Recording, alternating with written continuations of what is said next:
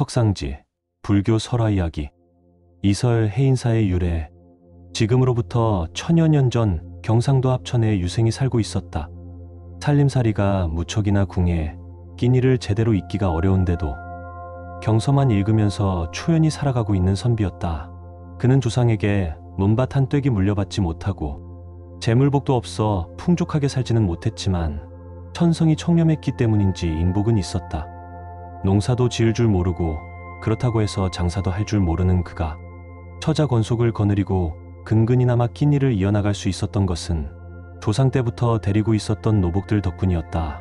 노복들은 노고를 아끼지 않고 일해서 푼푼히 번 돈으로 그에게 양식을 사다 주고 옷감도 떠다 주었다.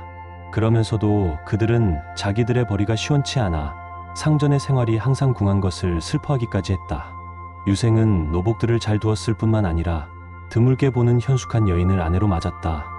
그녀는 유생의 집으로 시집온 후로 항상 가난과 추위와 굶주림에 시달렸지만 한 번도 불평을 하거나 이맛살을 찌푸려 본 적이 없었다.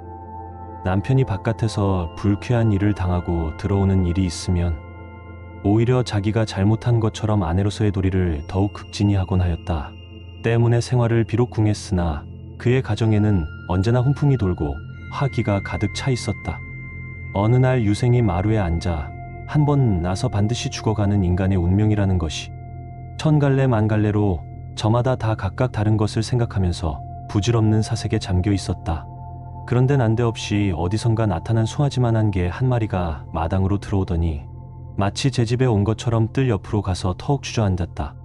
유생이 누구네 집 개일까 하고 생각하면서 쫓아보기도 하고 손을 들어 을러대기도 해보았지만 개는 커다란 눈을 껌벅거리면서 꼬리만 흔들 뿐 꼼짝도 하지 않았다. 그것은 마치 주인에게 아양을 떠는 것 같은 모습이었으며 사람을 해칠 것 같은 기색은 조금도 보이지 않았다. 임자 없는 개인 모양이군. 때가 되면 갈고수 가겠지. 유생은 결국 자기 멋대로 생각하며 더 이상 신경을 쓰지 않았다. 그런데 그 개는 하루가 지나고 이틀이 되어도 떠나가지 않았다. 유생은 매우 이상하게 생각했는데 굶길 수는 없는 일이었기에 자기가 먹을 밥을 나누어 주며 주인이 나타나기를 기다렸다. 다시 닷새가 되고 열흘이 지나도 개는 나가지 않고 개임자도 역시 나타나지 않았다. 그러는 동안에 유생은 그만 그 개에게 정이 들고 말았다. 개는 몸집이 그렇게 육중한데도 사납게 행패를 부리는 일이 없었을 뿐만 아니라 어딘지 모르게 큰 뜻을 품고 때를 기다리는 대장부의 기품 같은 것을 보여주고 있었다. 유생은 어느덧 그 개가 남의 개라는 생각을 잊고 귀여워하며 자기가 시장한 것을 참아가면서까지 음식을 나누어 주었다. 그리고 산이건 들이건 산책을 할 때마다 꼭 지팡이를 챙기는 것처럼 데리고 다녔다. 주인이 그렇게 했기에 집안 식구들도 모두 그 개를 배부르게 먹이는 것을 웬만큼 힘든 일이 아니었지만 노복들은 행여나 개 때문에 주인이 굶지 않을까 해서 한 푼이라도 더 벌어들이려고 애썼다. 그렇게 몇 달이 지나 어느 날 아침이었다. 유생이 친구네 집에 볼 일이 있어 의관을 정제하고 집에서 나오는데 그 개가 어슬렁어슬렁 따라 나섰다. 그리하여 얼마만치 가서 갈림길에 다다르게 되어 한쪽 길로 접어들려고 하는데 개가 유생의 앞을 막았다. 응? 유생은 이상하는 생각이 들어서 걸음을 멈추고 개를 내려다보았다. 그러자 개는 그의 옷자락을 물더니 꼬리를 흔들어대며 자기를 따라오라는 신용을 했다. 도대체 어디에 가자는 거냐? 유생은 개를 내려다보면서 물었다. 개는 그 말을 알아들었는지 못 알아들었는지 계속해서 자기를 따라오라는 신용을 했다. 무슨 곡절이 있는 개로군. 유생은 그렇게 생각하면서 친구네 집에 가기를 그만두고 개를 따라가기 시작했다. 개는 좋아라 하면서 앞장서서 걸어갔다. 이따금씩 뒤를 돌아다보고는 꼬리를 흔들며 껑충 뛰어 앞으로 나가면서 길을 안내했다. 그렇게 해서 한참 동안 가다가 보니 커다란 강이 나타났다. 강둑에 다다른 개는 서슴지 않고 강으로 풍덩 뛰어 들어갔다. 그리고는 익숙한 솜씨로 헤엄을 쳐서 유생 앞으로 되돌아오더니 등을 갖다 대며 이번에는 엎이라고 졸라댔다. 그러자 유생은 두려움 없이 그 개의 등에 타고서 엎드렸다. 개는 미끄러지는 것처럼 강의 한가운데를 향해 헤엄쳐 들어갔다. 강이 복판에 거의 다다랐을 때였다. 개가 벼랑간 한번 껑충 뛰더니 물속으로 곤두박질에 들어갔다. 그런데 이상하게도 물속이지만 사방이 짙은 안개 속처럼 시야가 흐릴 뿐 개의 등을 꼭 껴안고 있는 유생은 숨쉬는 데 있어서 별로 불편함을 느끼지 않았다. 개는 자꾸만 밑으로 헤엄쳐 들어가고 있었다. 그로부터 얼마 후 짙은 안개 같은 주위의 어둠이 차차 가시기 시작하더니 이윽고 화려한 광경이 유생의 눈앞에 전개되기 시작했다. 오색이 찬란한 산호며 이름 모를 온갖 바다 식물들, 그리고 그 사이를 유유히 돌아다니는 거북이부터 온갖 종류의 물속에서 볼 수 있는 생물들. 너무나 아름답고 진기한 경치여서 유생이 기분이 황홀해져 정신을 못 차리고 있는 동안에 개는 어느덧 금은 보석들로 치장된 커다란 궁궐 앞에 다다르고 있었다. 용궁인 모양이었다. 그는 아름다운 궁녀들의 안내를 받으며 용궁왕 앞에 나아갔다. 용왕은 친절히 유생을 맞으면서 말했다. 먼 길 오시느라고 수고하였소이다. 왜 진작 와주시지 않았소? 얼마나 기다렸는지 모르오. 유생은 손을 들어 공손히 예를 표하고는 의관을 정지하며 말했다. 티끌 같은 세상의 천생이 잡다한 일상생활에 바빠 이제야 뵙게 되었사오니 관용해 주시옵소서. 고기 존엄한 자리에 이 진세의 속객을 이처럼 맞아주시니 황가마운 말씀 아릴 바를 모르겠나이다. 너무 지나치게 겸손해하지 마시오. 내가 선생을 이곳에 모신 이유는 다름이 아니라 선생은 비록 야에 파묻혀 계셔도 학식이 심오하여 성서현전에 통하지 않은 데가 없으심을 알았기에 용궁 태자의 대사가 되어 주십사 하여 모셨소이다. 선생의 의향이 어떠하신지.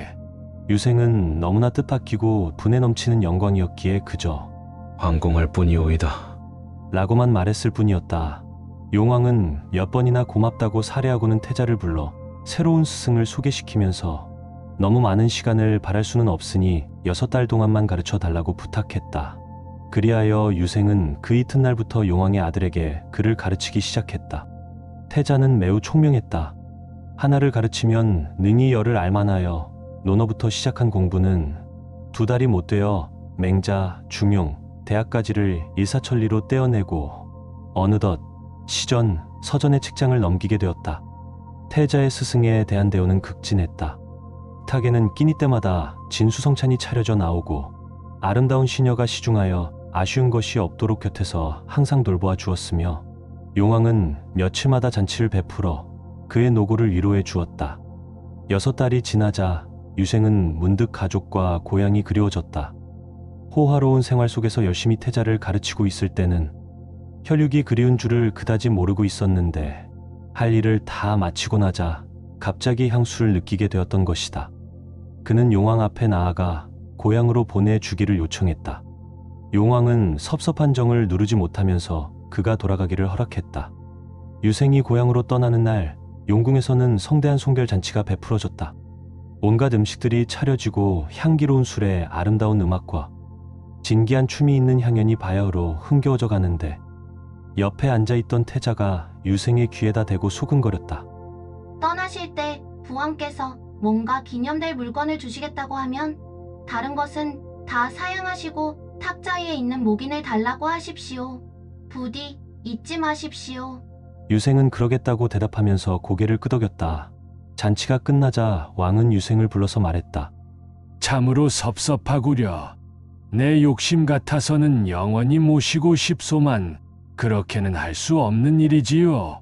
어쨌든 가시는 선생에게 나의 서운해하는 정과 그동안 선생이 겪으신 노고에 대해 감사하는 뜻으로 작은 표시라도 하고 싶으니 혹시 이곳의 물건들 중에서 원하시는 것이 있다면 서슴지 말고 말씀해 주시오.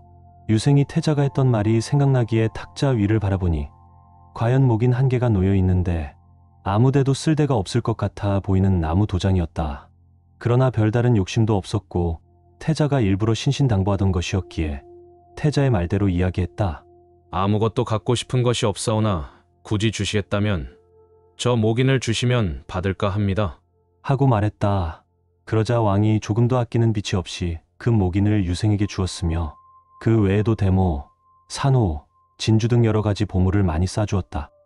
유생은 그것을 가지고 용왕부자의 전송을 받으면서 먼저 타고 갔던 개 등에 업혀 순식간에 강둑으로 나왔다.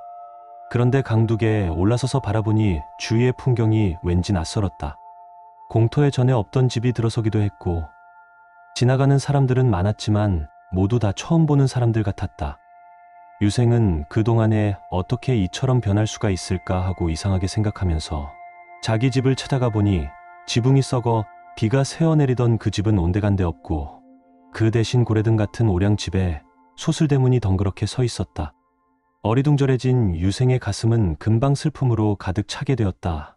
집을 떠난 지 불과 6달밖에 되지 않았는데 그동안에 처자 권속들이 가난에 부대껴 어디론가 정처 없이 떠나는 풍기박산이 되고 말았단 말인가? 그는 본인은 아니었으나 그런 줄도 모르고 자기 혼자서만 호의호식하며 지냈던 것이 부끄럽고 한탄스러워졌다.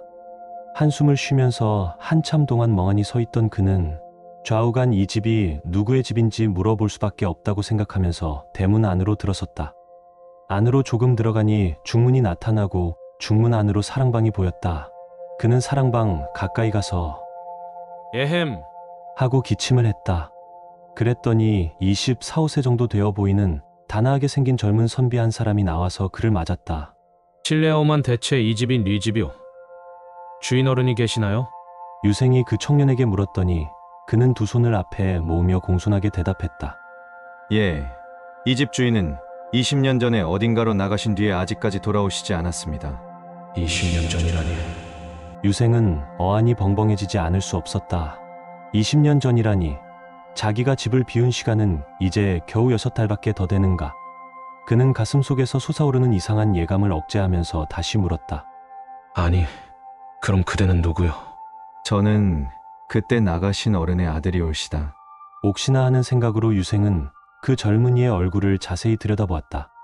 그랬더니 아니나 다를까 그 얼굴에는 자기가 집을 떠날 때 본 어린 아들의 모습이 역력하게 남아있지 않은가. 유생은 놀라움과 기쁨으로 인해 떨리는 목소리로 크게 말했다. 오! 내가 내 아들이로구나. 나다 너의 아버지다. 예? 내가 바로 20년 전에 집을 나갔던 내 아버지다. 젊은 선비는 멍하니 유생을 바라보고 있다가 이윽고 울상이 되더니 어머니! 어머니! 하고 외치면서 안으로 뛰어들어갔다. 잠시 후 유생은 오래간만에 가족들과 한자리에 앉아 지난 일을 이야기했다. 그렇게 되어 용궁에 가게 되었지. 그동안이 6달밖에 안 되는 줄 알았는데 여기서는 벌써 20년이 지났단 말이지. 그거 참 신기할 일이로다. 그런데 내가 어찌하여 이렇게 훌륭한 집을 짓게 되었느냐? 아버지가 집을 나가시고 얼마 지나지 않아서부터 그 개가 날마다 어디선가 금덩이가 들어있는 자루를 물어다 주곤 했습니다. 그래서 저는 어머니와 의논해서 그것을 팔아 이렇게 집도 짓고 이 앞들의 토지도 사들여서 이제는 고생하던 노복들도 모두 다 편하게 풍족하게 살고 있습니다. 호호, 그 개가 피경 용왕이 보내신 개로구나. 아, 정말로 고마운 일이다. 그는 용왕이 있음직한 방향을 향해 공손히 배려하며 그가 베풀어 준 은혜에 대해서 감사했다. 그 후 유생의 생활은 달라졌다. 전 같으면 어디를 가든지 걸어갔었는데 이제는 가마를 타게 되었고 끼니조차 잊기 힘들던 것이 조석 때마다 고기와 만반진수를 먹게 되었다. 매사에 푸룩한 것이 없어졌으니 자연히 얼굴에서 궁한 기색이 가시고 마음은 활발해졌다. 이렇게 생활이 풍성해지고 무엇 하나 아쉬운 것이 없이 살게 된 유생의 마음속에서 한 가지 수수께끼처럼 풀리지 않고 있는 것은 용왕에서 얻어온 나무 도장은 도대체 어디서 사용하는 것일까 하는 의문이었다. 용궁에서 집으로 돌아온 지도 그럭저럭 반년이 지난 어느 날이었다. 어떤 중 하나가 표현이 찾아오더니 주인을 좀 만나자고 청했다. 유생이 중을 방으로 불러들여 이런 이야기 저런 이야기를 하던 끝에 우연히 용궁에 갔다 온 이야기가 나오게 되었다. 호, 용궁을 다 갔다 오셨구려. 그럼 그곳에 있는 불가사의한 목인 구경도 하셨습니까? 불가사의한 목인인지 뭔지는 몰라도 목인 한 개를 얻어오기는 했소. 자, 보시오. 바로 이거라오. 중은 유생이 아무렇지도 않게 내미는 나무 도장을 받아들고 잠깐 들여다보았다. 그러더니 종이 조각에 금열량이라고 쓰고는 인주도 없이 금 목인을 쿡 찍었다. 그랬더니 신기하게도 종이 위에 인발이 벌겋게 드러나기 시작했다. 중은 다시 그 종이를 착착 접어서 불을 붙이 뒤에 공중으로 던졌다. 종이 조각은 다시 방바닥에 떨어져서 활활 탔다. 그런데 이게 도대체 어떻게 된 조화일까? 그 자리에 생각지도 않았던 10냥중 금덩이 하나가 떨어져 있는 것이 아닌가. 두 사람은 서로 얼굴을 쳐다보았다. 이 세상에서는 도저히 상상치도 못할 신기한 일이었다. 거짓말 같고 꿈속에서나 벌어질 일만 같았다. 유생은 아무리 생각해도 도깨비에 홀린 것만 같았기에 이번에는 자기가 역시 종이 조각에다 금 얼마라고 써서 목인을 찍고 불을 붙여 공중으로 던졌다. 그랬더니 종이가 다 타고 나더니 역시 써놓은 금액만큼의 금덩이가 나타나는 것이었다. 그 보잘것없는 나무 도장은 실로 원하는 것을 무엇이든지 시연시켜주는 마법의 목인이었던 것이다. 두 사람은 그 목인에 대해서 쥐도 새도 모르게 비밀을 지키기로 했다. 그리고 그것을 어떻게 이용할 것인가에 대해서도 의논했다. 당연히 그런 보물은 사사로운 이익을 위해서 써서는 안 된다는 것을 두 사람은 너무나 잘 알고 있었다. 그 모기는 만백성들을 구하는 데만 활용해야 했다. 그리하여 두 사람은 결국 기리 중생들을 구제하는 전당이 될 큰 절을 짓는데 쓰자는 합의를 보았다. 그로부터 얼마 지나지 않아 합천에 굉장히 장려한 사원이 건립되었다. 이름은 바다에서 얻어온 목인의 힘으로 이룩되었다고 하여 해인사라고 하였다. 그리고 중은 인도로 건너가 불경을 많이 구해다가 이 해인사에 쌓아두고 그 목인은 불경들 틈에 감추어 두었다. 이상의 해동의 명찰 해인사에 관해서 전해 내려오는 전설이다. 해인사의 설화는 한 인간의 순수한 마음에서 비롯되었습니다. 사심 없이 맑았던 선비의 뜻, 버려진 개에게 베푼 자비의 손길, 그리고 불을 쥐고도 욕심을 버린 선태. 이 세 가지는 결국 한 줄기의 길이 되어 전설이지만 1000년의 해인사를 세웠습니다. 순수는 인연을 불러오고 인연은 나눔으로 이어지며 나눔은 세월을 넘어 결국 되돌아옵니다. 우리 또한 이 길 위에 선다면 언젠가 마음속에도 해인사 한 채가 지어질 것입니다. 어서 마음속 선한 집 한 채가 지어지길 합정합니다.